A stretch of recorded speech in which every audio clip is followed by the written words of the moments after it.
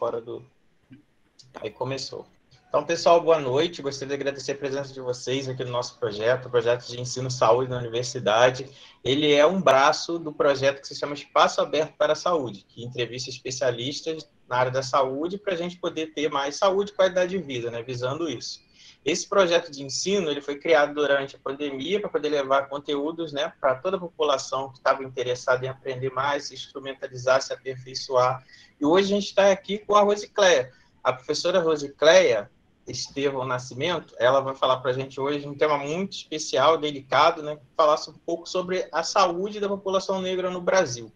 Então, assim, com a palavra, a professora Rosicléia, agradeço a sua presença aqui, professora, e tomara que a gente aproveite bastante essa nosso debate, a nossa conversa de hoje. Tá? Pode ficar à vontade.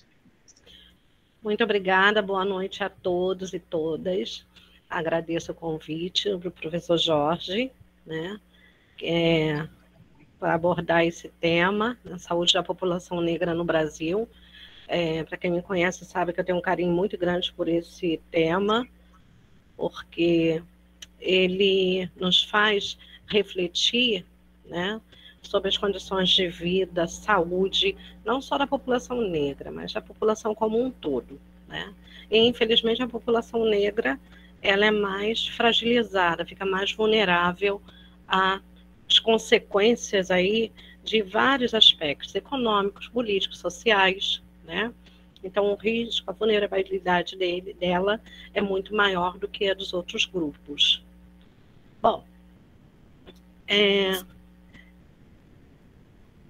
nessa aula de hoje, tá, eu vou conceituar tudo, falarei de forma breve, porque o tempo que nós temos é um tempo até curto, e teríamos, assim, um tema que, se formos debater a fundo, levaria no mínimo umas 3 horas, né? Porque, no primeiro momento, o objetivo do curso é conceituar o racismo, abordar a história dos movimentos sociais, em especial o movimento negro, que depois se torna um movimento negro unificado, avaliar a interferência do racismo na saúde da população negra e apresentar as principais diretrizes da Política Nacional de Atenção à Saúde da População Negra. Então, vamos lá. O movimento negro no Brasil, as contribuições e avanços. Antes da década de 60, tivemos alguns momentos em que esse movimento negro começou a ser gerado no Brasil, podemos dizer como um grande líder, né, Zumbi dos Palmares, né, as revoltas que envolveram os negros no nosso país, pode ser considerada já a fase embrionária desse movimento negro, né? Mas o que eu posso dizer a vocês a respeito desse movimento negro, né? Ele se fortalece no Brasil na década de 60, e com aspectos assim bem interessantes, né? Com influência dos Estados Unidos, com Malcolm X, tem também agora até esqueci o nome dele, né? Martin Luther King, promovendo uma discussão maior política, surgimento dos Panteras Negras, que eram grupos de negros também em prol da defesa da população negra americana. Você tem uma série de coisas acontecendo nos Estados Unidos, né? Assim, bem interessante. Quando pensamos, você tem uma atuação do negro americano na política, você tem uma atuação grande do negro na década de 60 no mundo da arte, da música, né? E tudo isso mexe com os negros no mundo inteiro. Não só no Brasil, como em alguns países da América do Sul, eles também se mobilizaram, embora o número de negros nesses países fosse menor do que o número de negros brasileiros. Mas pensar além, né, dessa conjuntura política internacional, mas pensar a partir do Brasil. Então, vamos lá. Temos a ditadura militar, onde grupos de estudantes reivindicavam a redemocratização do Brasil, temos um grupo de negros que começa a reivindicar direitos. Então, temos dois movimentos no Brasil e bem complicados de se lidar. O negro, ele não tem voz, ele não tinha. Né? Agora, o movimento de estudantes universitários, né, ele começa a ter voz, buscando aí, né, reivindicando direitos para todo o Brasil, a redemocratização. Mas tem um fato muito importante, que é a morte em Guaianazes de um rapaz que estava desempregado, né, Robson Silveira, e esse rapaz ele é acusado de roubo de frutas em uma feira, ele é perseguido, preso e acaba sendo morto. Ali podemos dizer que foi um pontapé para que os negros começassem a discutir a mortalidade de pessoas negras injustamente no nosso país. Né? Começou uma mobilização, tinha na época um grande líder também, até que criou o teatro, né? Agora eu esqueci o nome, Teatro Negro, que foi Abdias Nascimento, foi uma grande referência do movimento negro no Brasil, e também com várias ideias, né? E aí começou a se criar um movimento contra o racismo, né? Então, o movimento contra o racismo no Brasil, ele tinha lideranças, ele tinha propostas, e foi a partir da morte desse rapaz, ele começa a se mobilizar ainda mais como movimento negro unificado. Ou seja, em alguns lugares do país você tinha jornaizinhos falando era nem jornal, né? Eram boletins. Você tinha a imprensa negra para relatar casos de racismo, para relatar mortalidade dos negros, mas isso não era unificado. Quando você unifica isso dentro de um movimento, a coisa fica mais forte, que agora é a nível de Brasil. Não é o Jornal do Sul, não é o Jornal da Bahia, não é o Jornal do Sudeste. Agora é do Brasil. E olha que na época não tinha internet. Se tivesse, teria sido muito melhor, né? Mas eles conseguiram se juntar, eles se juntaram e começaram um movimento contra o racismo.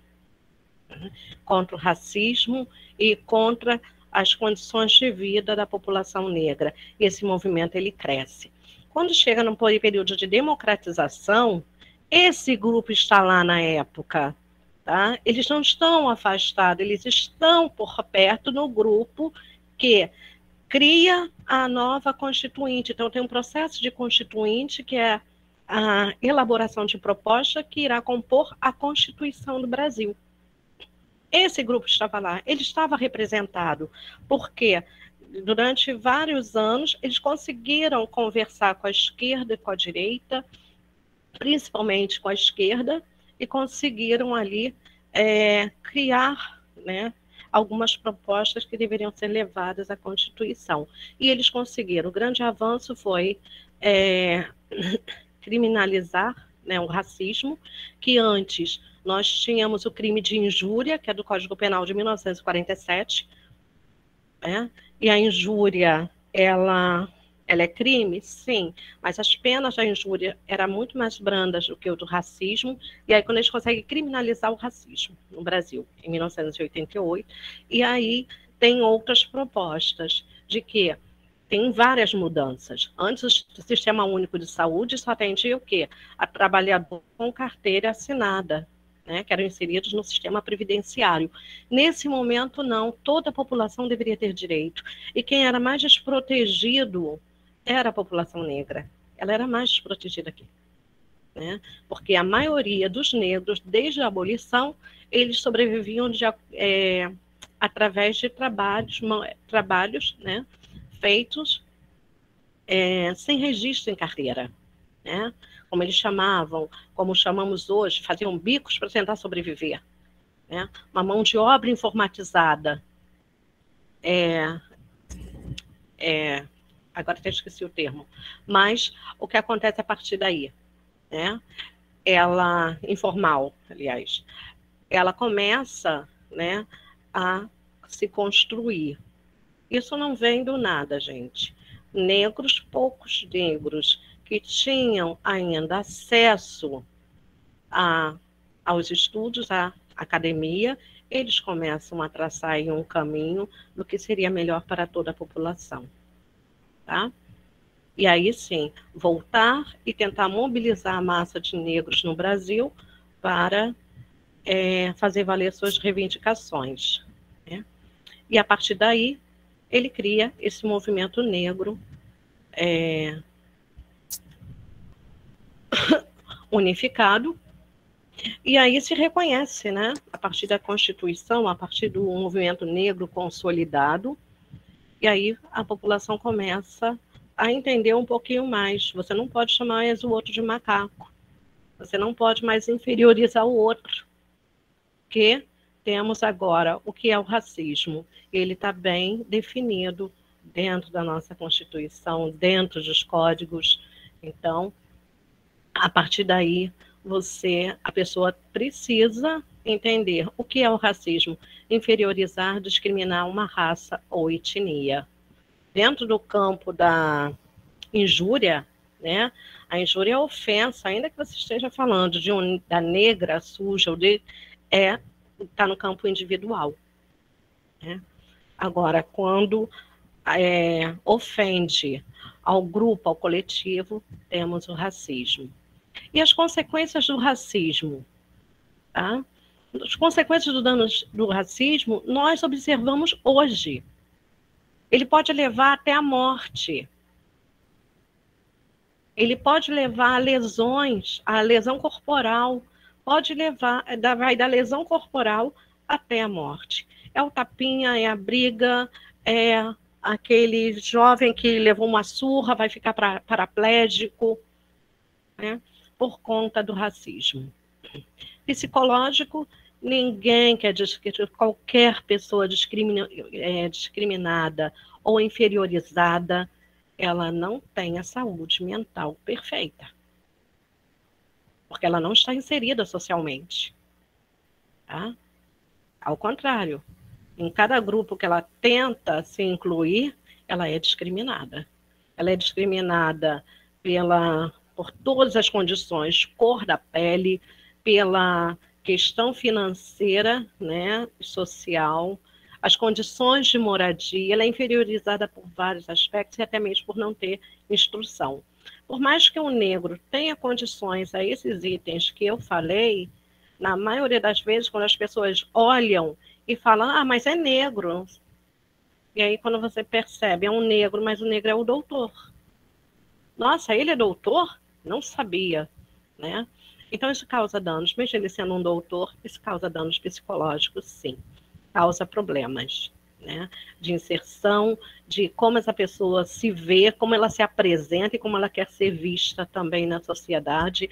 Danos morais nem se fala, principalmente quando é um jovem que está no início da sua vida produtiva, procurando empregos, e ele é discriminado por ser negro, pelas condições, pela simples condição de ser negro. Né? Então, os danos morais causados pelo racismo são imensos. E aí temos o racismo, né, como um problema de saúde pública. Esses itens aqui nos faz repensar um racismo como uma questão de saúde pública. Tá? Temos uma sociedade bem complicada para viver, onde vivemos, né? E aí temos o racismo institucional. A discriminação que ocorre dentro das instituições públicas e privadas, marcadas pelo tratamento desigual baseado na raça da pessoa, é chamado racismo institucional.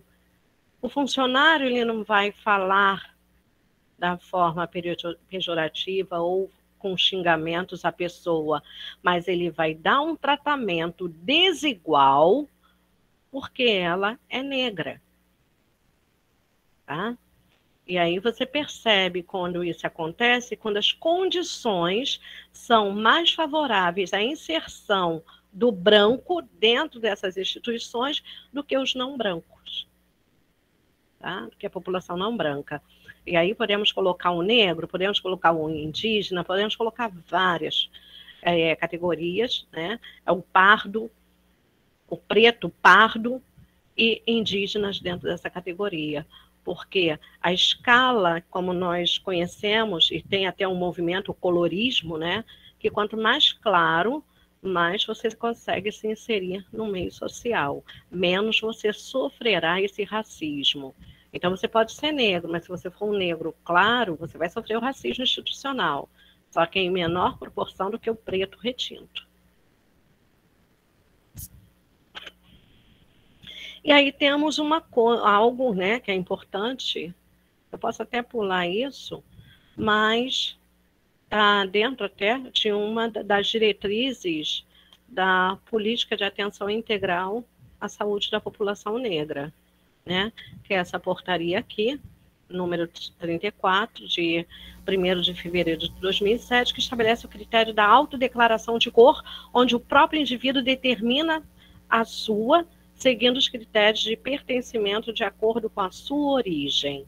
Então, quem diz qual é a sua cor é você. Tá? Não adianta, é a autodeclaração, como está aqui.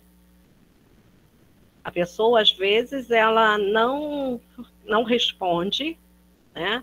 Ele pode ser negro, e esse é um problema que a gente também enfrenta, do negro que não se reconhece como negro. Podemos ter aqui, na autodeclaração, ele é negro, no seu ponto de vista, para ele, não. Tá? Às vezes ele não se reconhece. Mas aqui eu chamo a importância de se autodeclarar. Da autodeclaração, só podemos criar, né, medidas, criar propostas, se o número for razoável, né, de pessoas para que essas propostas cheguem até elas. Senão, o número sempre será reduzido. Ah, mas essa portaria não me atende, esse decreto não me atende. Tá, você nem se acha, nem se vê como negro. Como é que você quer se inserir aqui dentro? Tá? Então, é importante, os projetos que são elaborados, eles são elaborados também dentro dessa autodeclaração. Foi aí que o Brasil começou a pensar na população negra como ela é economicamente ativa, ela é a maior parte da população brasileira é negra, então temos que traçar políticas voltadas para esse público. Se ele fosse minoritário, não teriam traçado essas políticas. E aqui temos, né, o acesso, né, da população negra ao SUS. Então, o primeiro acesso, em 1988, com a Constituição, né, a nossa Constituição, no artigo 96, garante que saúde como um direito do cidadão e é um dever do Estado prover essa assistência. O Estado assume para si essa obrigatoriedade de garantir a todo brasileiro, a todas as pessoas em território nacional, o direito à saúde. E aí a Lei Orgânica do Sistema Único de Saúde, né, que aí chega em 1990, é criada a Lei Orgânica do Sistema Único de Saúde, o SUS, e vem trazendo no seu parágrafo 1º o dever do Estado de garantir a saúde consiste na formulação e execução de políticas econômicas, sociais que visem a redução de riscos de doença e de outros agravos no estabelecimento de condições que assegurem acesso universal e igualitário às ações e serviços para a promoção, proteção e recuperação da saúde. Então, é um direito de todos, no território nacional, o acesso universal e igualitário às ações e serviços de saúde. E o grande objetivo do Sistema Único de Saúde, né, que é a promoção, proteção e recuperação da saúde. Então, a saúde, ela é vista dentro do Sistema Único de Saúde, em dois aspectos: direito universal. Segundo, igualitário.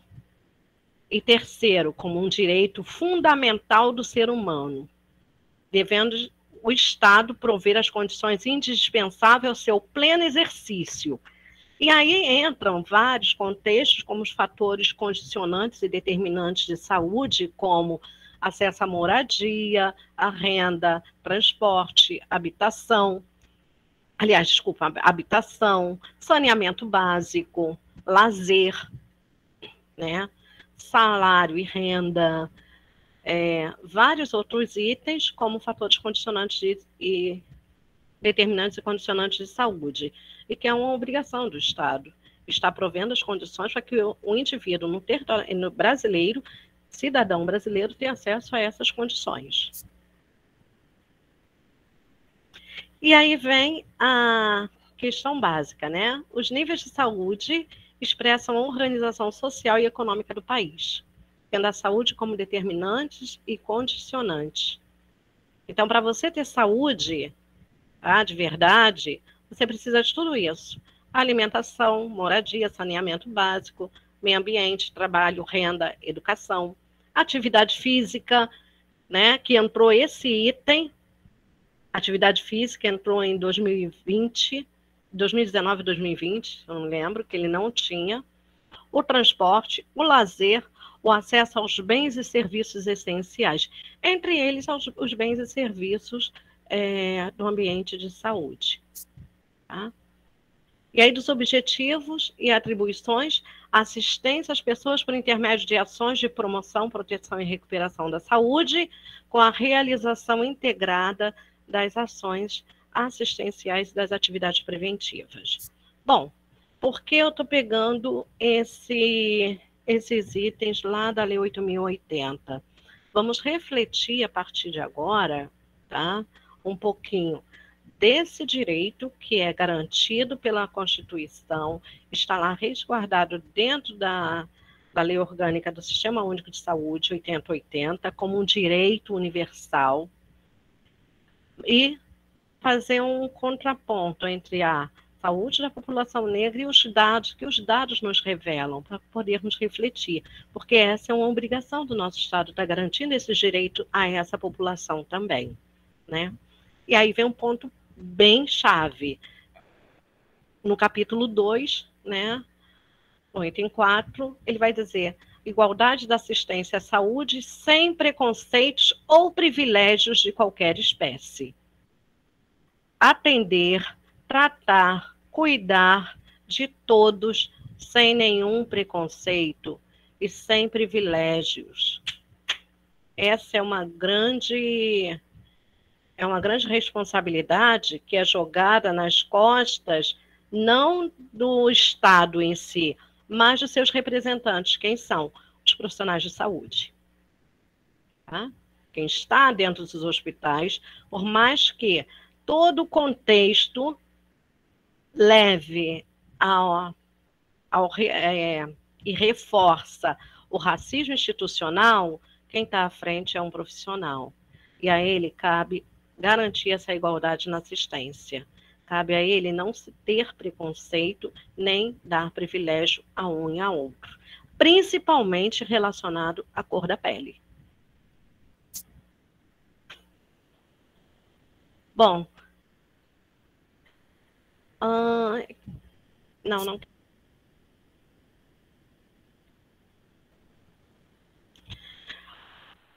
Esse dado aqui, ele mostra o que eu falei, né, reforça, né, corrobora com o que foi dito, porque na unidade básica de saúde, olha aqui, as pessoas costumavam procurar o mesmo local. Médico ou serviço de saúde precisavam de atendimento de saúde com indicação de intervalo de 95%, segundo o local de procura de atendimento. E aqui nós temos a unidade básica, né, consultórios. A maior parte desse atendimento ainda é feito na unidade básica. Tá? Então, se essa é a porta de entrada, às vezes o racismo já começa aqui. Né? E aí só vem diminuindo. Tá? E aqui temos a política. Né? A Política Nacional de Saúde Integral da População Negra, tá? Que foi criada a partir da portaria, né, 992, de 13 de maio de 2009. Então, ela foi criada lá em 2009, teve um momento em que ela foi até distribuída em impresso, e hoje ela está disponível, tá? Hoje ela está disponível online, essa política.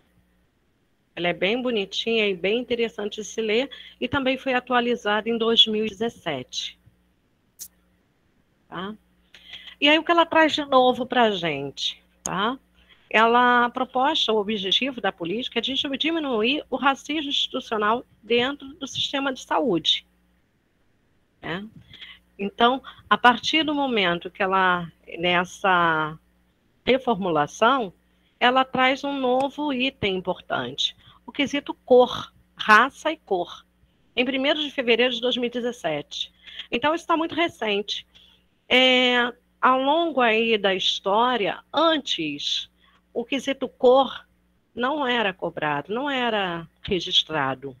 A partir de 2000, ele começa a ser registrado, mais precisamente em 2002, né? Aí a coisa fica assim, bem interessante, quando pegamos dados comparando de 2002 com 2021, nós percebemos, melhorou? Sim, mas e aí? Tá? Teve uma melhora significativa? Teve, mas o racismo ainda impede que essa população negra... Oi. Pode falar. Quem quer falar? A gente combinou, professora, de deixar para o final, para não atrapalhar a sua fala. A gente deixa para o fim. Nossa, antes já estão assim levantando a mãozinha, né? Eu coloquei na fila aqui para não atrapalhar. Ó, já tem meia hora já de palestra, tá quase lá. A gente, só para te avisar. Tá, mas aí agora vai mais tranquilo, pode deixar, tá? Então, o quesito cor. Então, antes, para comparar, antes de 2000, não temos dados suficientes para fazer esse levantamento, né? De como era a situação da saúde. Isso, assim, de uma maneira mais séria, entre a população negra e a população branca, ou a população branca e as não brancas, né? Mas percebemos que era uma reivindicação de vários grupos, vários segmentos da sociedade, que esse olhar na saúde fosse diferenciado. Principalmente, 2 grupos pediam esse olhar diferenciado, né? A mulher e os negros. E aí isso tudo, eles vão se encontrar mais adiante, esses 2 grupos de reivindicação. Tá? Então, em 2017, torna obrigatório o quesito cor no preenchimento da ficha do paciente, né? Mas estabelece como critério ainda a autodeclaração, né? E aí tem que seguir também as orientações da classificação de cor do IBGE. Não adianta você dizer, sou marrom bombom. Não. Agora você vai irá dizer branco, negro, né? Pardo, amarelo, né? Ou indígena. E aí vem aquela pessoa que olha assim, eu sou amarelo. Tá. É um outro problema. Doenças prevalentes na população negra, né? De forma doença hereditária, né? Que tem um contexto genético como determinante. Uma delas é a anemia falciforme. Se dentro da população geral ela varia de 2% a 6%, né, na população geral, na população negra ela é de 6% a 10%. Isso é alto. Muitas das vezes, essa pessoa que sofre de anemia falciforme tem um teste do pezinho que ajuda na identificação. Se não fez, se teve algum problema, como está tendo agora, né, Em alguns momentos, a mulher não consegue nem fazer o teste do pezinho dentro de um prazo, ou então pessoas que se anemia não era identificada no teste do pezinho, ou até por exames de sangue, porque demorava a ir ao médico, essas pessoas, quando ficavam sabendo, era quando estava na crise da doença. Né? Muitos só descobriram que tinham anemia falciforme por conta num período de crise. Diabetes mellitus, né? Que a maioria dos que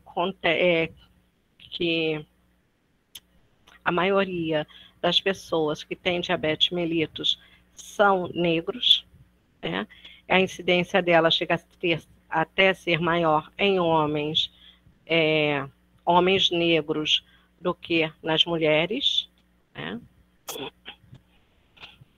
Hipertensão atinge 10 a 20% dos adultos e é a causa direta ou indireta de 12 a 14% de todos os óbitos no Brasil.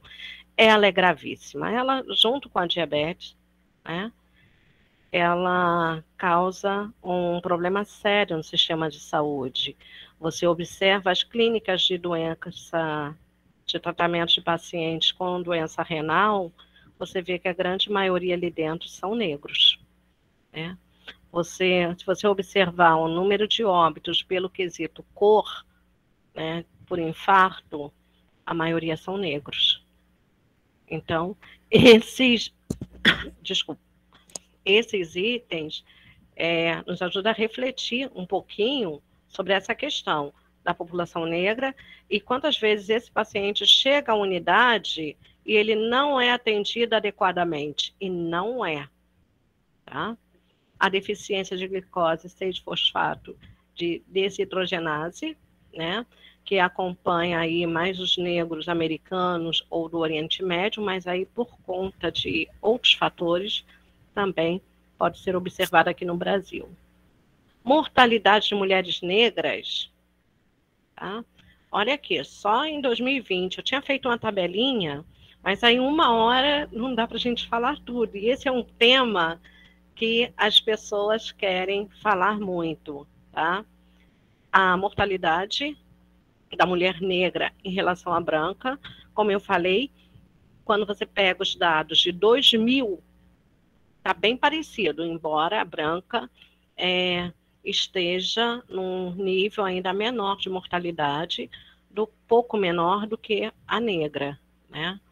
Mas quando você compara agora, em 2021, percebemos que a diminuição significativa foi maior entre a branca do que a negra. Tá? A questão da saúde da mulher, a questão da saúde da população negra, antes era um patamar bem parecido, de acordo com o mesmo nível econômico, o mesmo nível de escolaridade, eram bem parecidos. Mas conforme houve uma reivindicação, uma participação maior desse movimento negro único, movimento negro unificado, essa proporção veio diminuindo. Só que ela diminui muito lentamente para a população negra. Quem sente mais essa diminuição ainda é a pessoa branca, tá? Em todos os quesitos. Mortalidade por doenças não transmissíveis, a quantidade de mulheres negras, homens negros que morrem por câncer e de outras doenças, né, por doenças crônicas, ainda é maior na população negra, tá? Em todos esses itens aqui. Na mortalidade por doenças transmissíveis, o homem negro ainda é o que morre mais, até por HIV. O número chamou atenção em 2019, quando pensávamos que estava, tá tudo sob controle, não. O número foi bem maior entre homens negros, né? E há bem pouco tempo, 2 anos.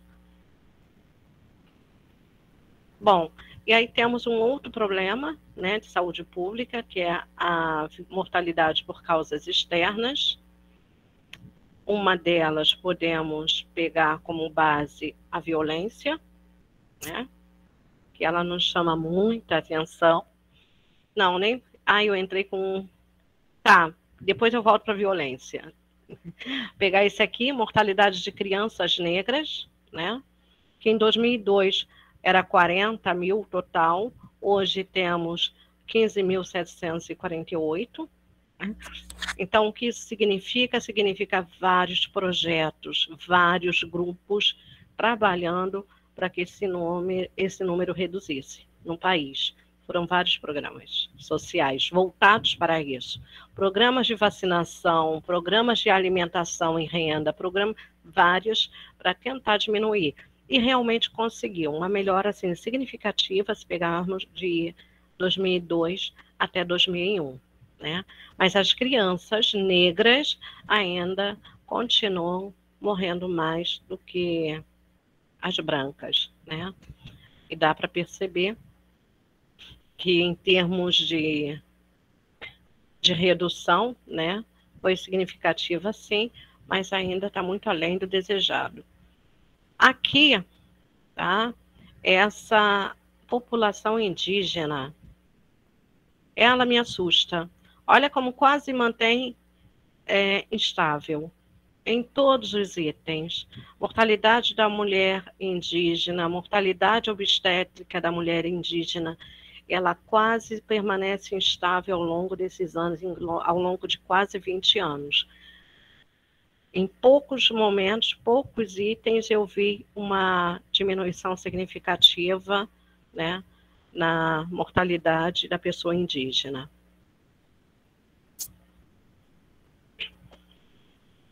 Bom, tá, desculpa. Aqui eu trago aqueles dados, né? Teve uma quebra. Pessoas que morreram com AIDS. Aliás, pessoas que morreram com AIDS. Em 2016, negros 58% e brancos 49%. Tá?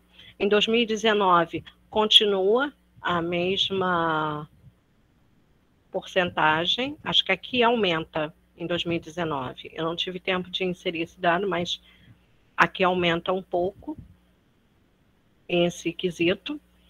E no mesmo ano, 38,5% das notificações de sífilis ocorreram entre pessoas brancas e 42% em pessoas negras. Isso aqui é gravíssimo, tá? Porque é algo que vocês estão se deparando dentro dos hospitais. Muitas mulheres, a grande maioria mulheres negras, apresentando sífilis e não sabem nem o que é isso, tá? Não tem nem noção o que significa uma sífilis. Não, também as injeções já estou boa. Tá, mas o que você teve? Né? Explicar para elas o que elas realmente tiveram, isso aí está longe. E aí, no Brasil, de todas as mortes maternas de jovens, as negras são 55,3%, enquanto as brancas 47,5%. O pior, a maioria dessas mortes ocorreram entre mulheres jovens, tá? De 20 a 25 anos.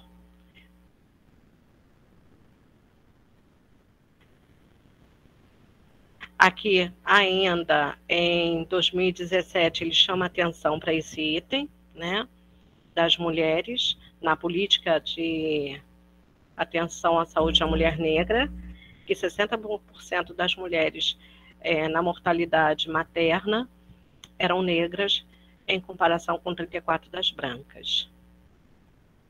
E o pior, que 90% dos óbitos poderiam ter sido evitados.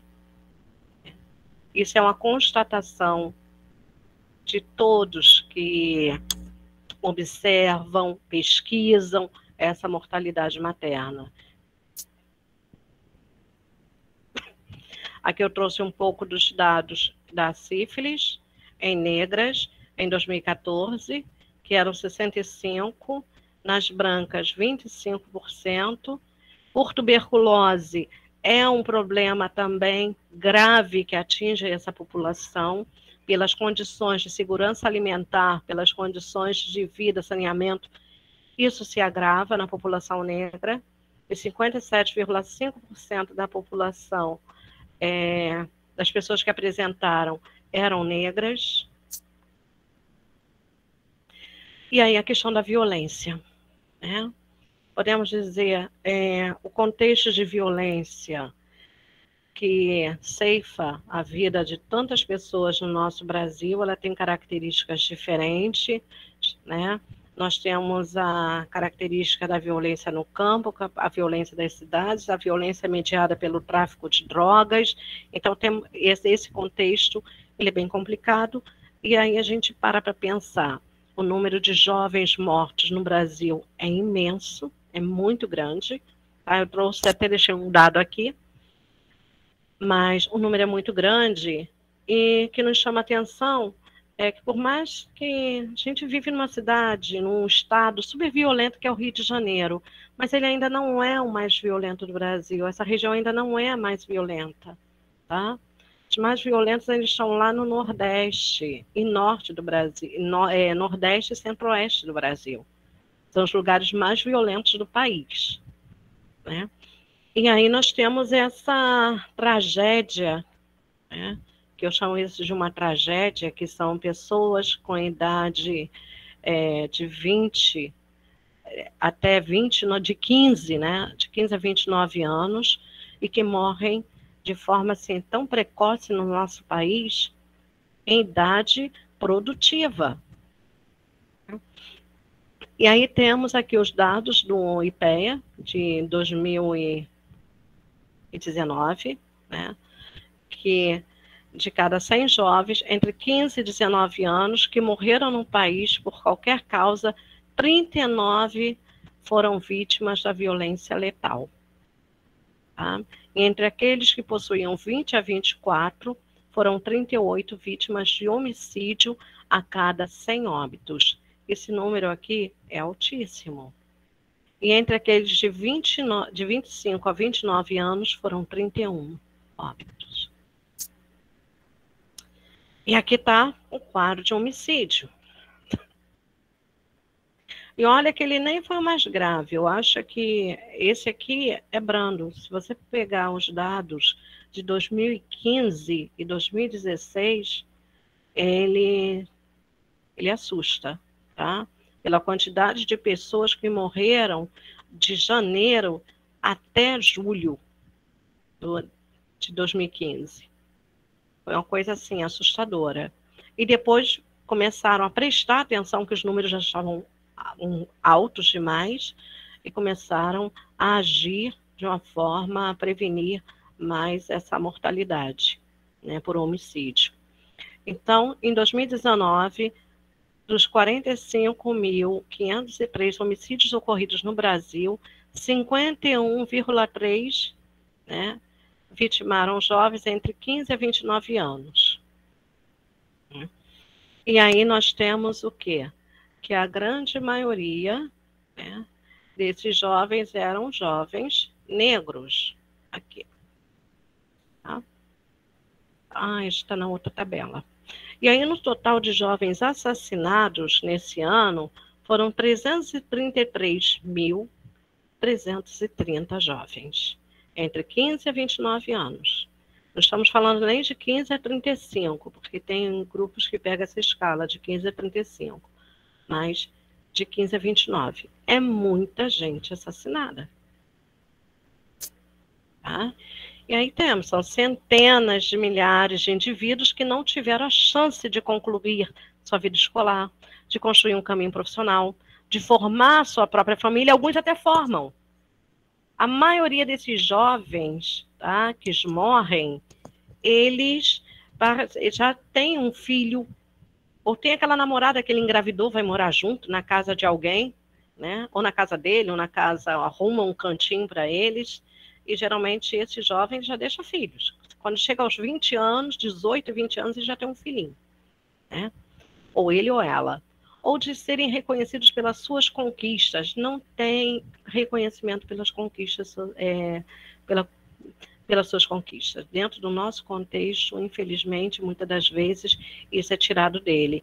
Percebemos isso pelas vítimas de bala perdidas, né? Que eram jovens. Faziam dança, estudavam, faziam faculdade, né? E aí, perto de se formarem, acabam sendo vítimas desse contexto trágico de violência, né?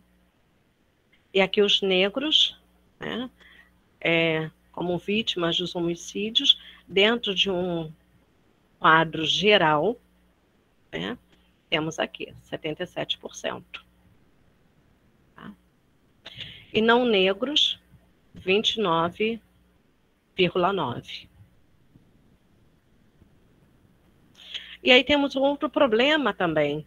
66% das mulheres assassinadas no Brasil, quer seja vítima de feminicídio, quer seja tenha sido vítimas do tráfico, quer tenha sido vítimas de outras situações, 66% eram mulheres negras. Elas são as que mais morrem no Brasil. E agora a Covid-19, né? Peguei um quadro da USP muito legal, que eu não trouxe aqui para vocês, porque demorava um tempo, só para você analisar aquele quadro, que é tão interessante. Ele vai dividir essa mortalidade por profissões, né? E aí ele traça também por profissões e tem o quesito cor lá dentro.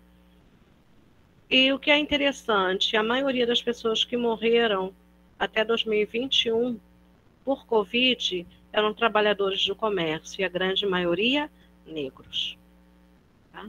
Aí ele traz a percentual de vítimas da Covid por profissão, que é muito interessante, a porcentagem por profissão e também por cor.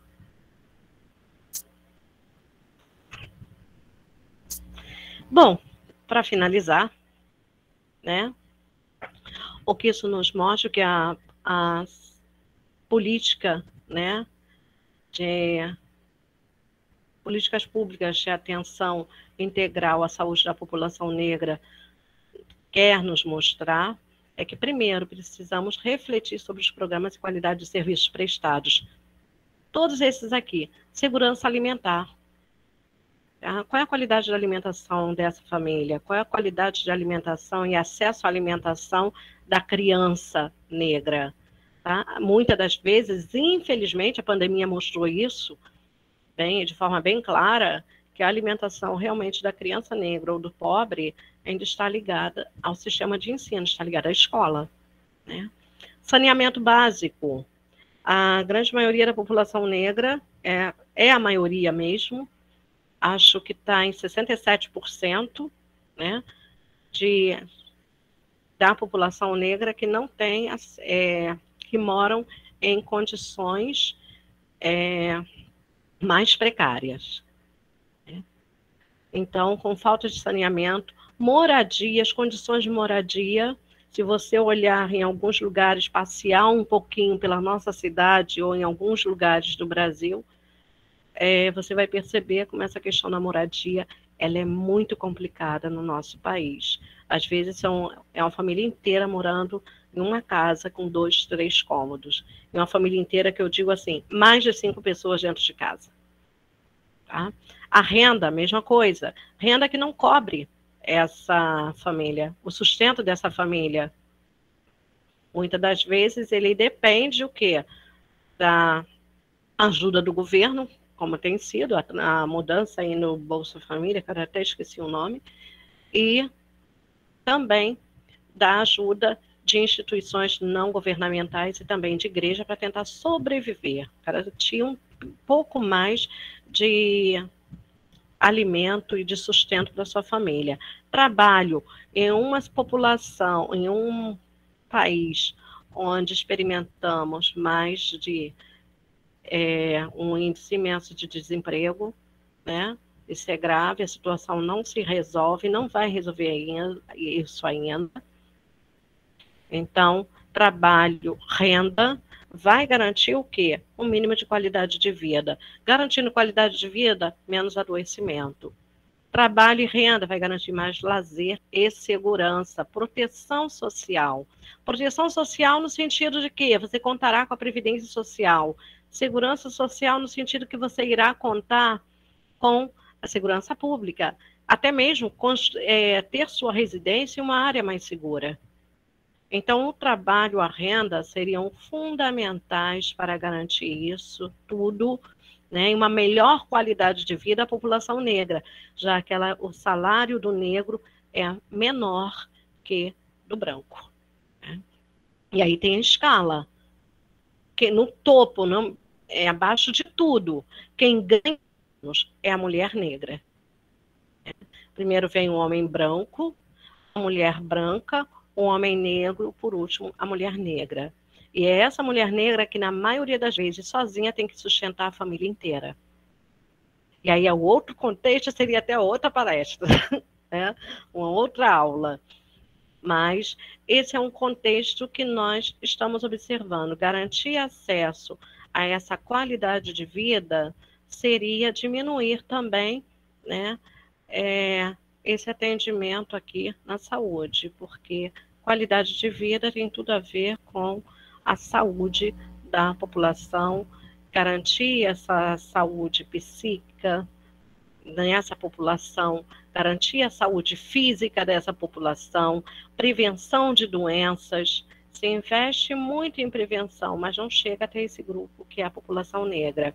E, infelizmente, quando pegamos população negra e população branca, negra e a indígena, embora seja em menor proporção, mas a indígena está sofrendo um extermínio gradativo ao longo dos anos. Tá? E dentro do Sistema Único de Saúde, existe o subsistema de atenção à saúde indígena. Como isso está funcionando? Será que está garantindo realmente a qualidade de vida, a saúde, o bem-estar dessa população indígena? Será que o atendimento está sendo adequado? Será que está tendo condições? Porque não é só você ter um médico. Não é só você ser atendido. Para ter saúde, você tem que ter tudo isso. Todos esses itens aqui. Tá?